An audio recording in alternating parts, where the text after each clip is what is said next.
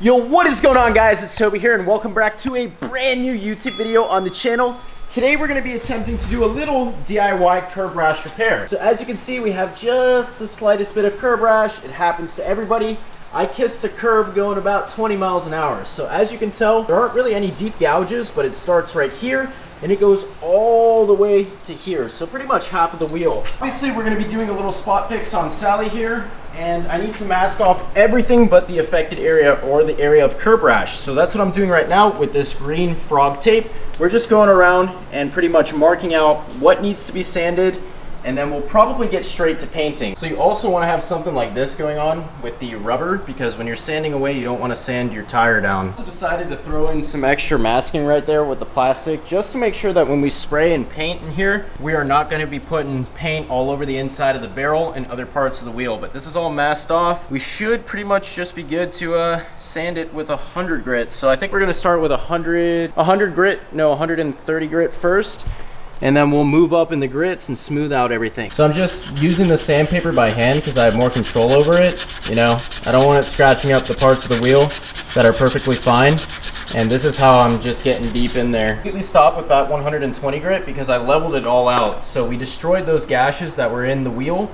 And now everything is super smooth. I can pass my hand over it, which is perfect. So we're gonna do 220, then 320. Yeah, that should be the plan. That'll suffice. So we'll hit it up with this next. Again, this is just to give you a general idea of what I'm doing because it's very difficult to hold the camera at the same time. But we're just gonna go with the sandpaper in the crevice and really smooth everything out. Change my mind. So the last one we're gonna be using is 400 grit, and then that'll pretty much be good for painting. So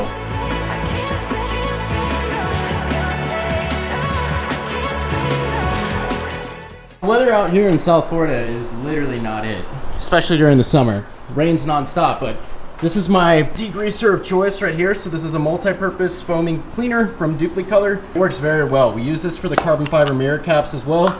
All you really do is just, key here is to really not pick up a lot of that tire gunk that's on there. So we're gonna try and just get the lip of the wheel if possible. Just doing super light coats of primer. Now this is not gonna require a crazy amount of paint here because you guys know it's a tiny little spot that you're fixing. So really, just a couple sprays will get it done. Let that sit for about 10 minutes and then we'll hit it with coat number 2. And anyways, we're gonna finish up with the first coat of black here.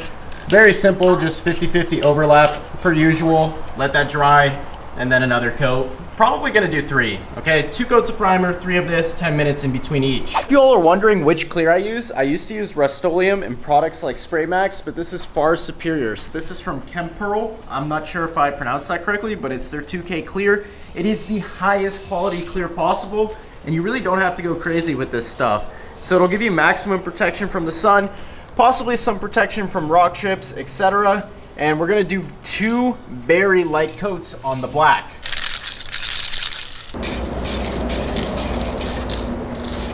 I really would like to remove some of this inner masking here before it really dries, just to probably, you know, make sure that it doesn't stick too hard.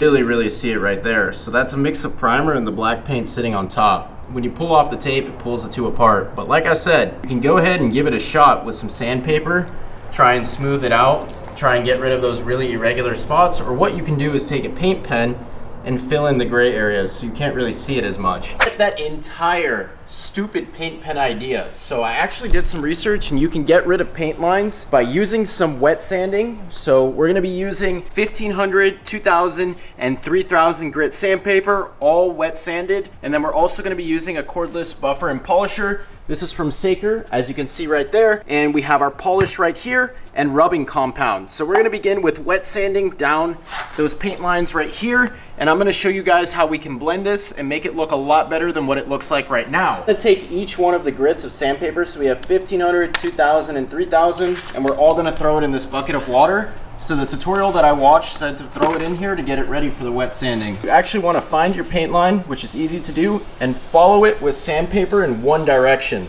So you don't want to go up and down like you usually would when you sand. You just want to go one way. So that's what we're going to do.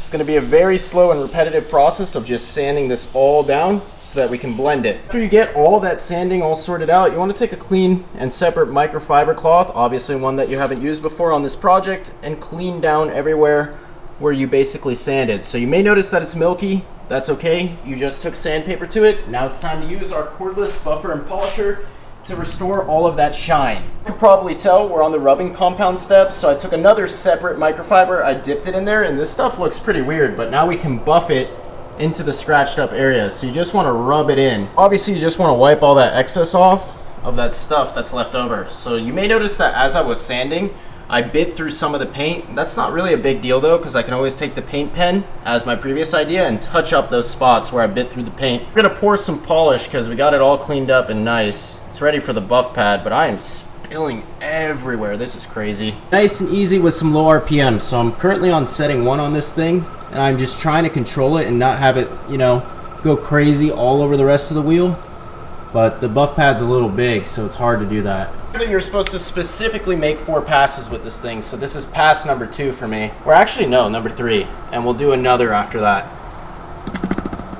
Dip it all down after you finish up with that buffer and polisher, and you should be set. So I'm using another separate clean microfiber. You don't want to cross-contaminate. That's a very important step according to the tutorial I watched for buffing and polishing, is that you really want to make sure that you use separate things here. Your brutal and honest opinion right now, is that a win? I think it is, because you can barely tell there was ever curb rash to begin with, and if you look at it from a distance, you can't even tell. Before, we had like a huge scratch around the entire outer ring of the wheel, so it didn't look good whatsoever. But now I think I'm gonna take a paint pen, like I mentioned earlier, and we're gonna spot touch up everything. Random side quest here. We're gonna check out the flamethrower kit on John's car. He recently installed this cornball stuff. Oh my God!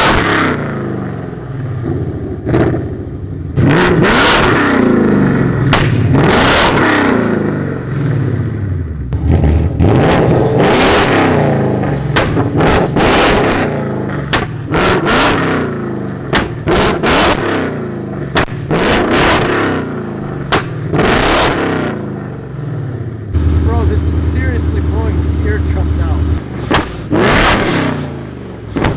Get a way bigger flame if he does a drive-by, so we'll see right now. I'm low-key gonna get far away though.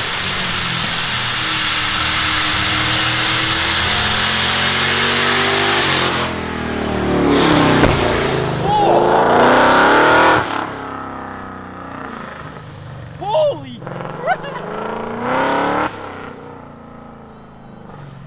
It has been quite some time since I last filmed something for this vlog, but now we're going to try out the repair kit. So I got it from AutoZone, and right now I'm just doing the prep, which includes using the alcohol wipe on the affected area, and then we'll see if this touch-up pen actually puts in the work. This pen is actually not too bad. Seems to be getting the job done. So this is what it looks like without it, just the buffing and polishing. And then if we look up here, I've already hit that with the pen, and then the further away you get, the 10-foot rule, then the less of it you can see. So not a bad option, really. Actually just finished up applying about 3 coats of that black touch-up paint on the wheels, and as you can see, you can't really tell, especially from a distance. You have to be within 5 to 12 inches to actually see the damage. So that was a win. We buffed, we sanded, we polished, and then we applied a touch-up paint pen. And as you can see, you really want to do the sanding process and the buff and polish, because if you don't, and you just take a touch-up pen on curb rash like this, then you're gonna see all those ridges there, and it's gonna be a lot more noticeable. So by sanding it down, buffing and polishing, you make the surface smooth, and it really is less noticeable. So look at that, as opposed to having all those ridges. So that's gonna do it for this video. If you guys enjoyed it, please remember to comment, like, and subscribe, and I'll see you in the next one.